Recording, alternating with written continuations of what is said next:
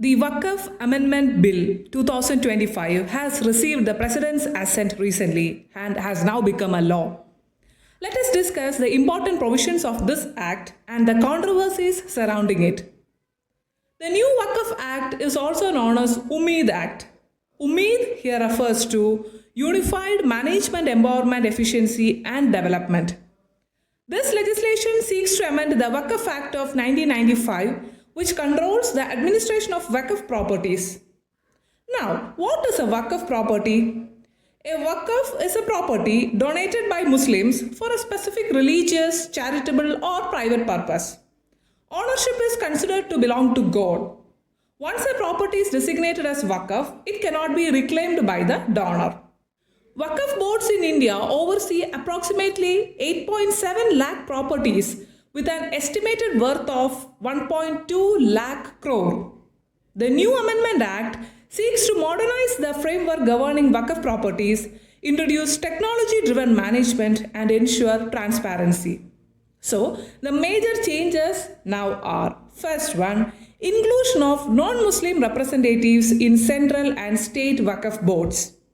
Second, it eliminates the Waqf by user provision, which previously allowed properties to be designated as Waqf solely based on their long-term use for religious activities. However, it has only prospective effect, except for those involved in disputes with the government.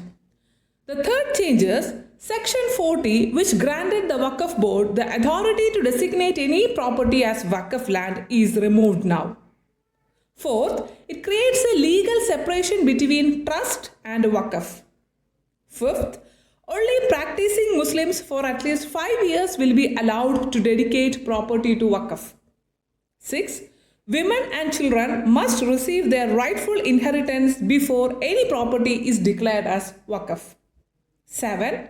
Applicability of Limitation Act 1963 to Waqf properties to minimize prolonged legal disputes. 8. 3-member Waqf Tribunal. Its decisions can be appealed against in High Court.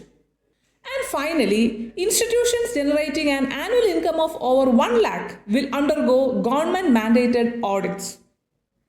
Now coming to the controversies. The main contention is that the Act infringes minorities' constitutional rights. The mandatory inclusion of non-Muslims on Waqf board is widely criticized. There is increased government control over Waqf now.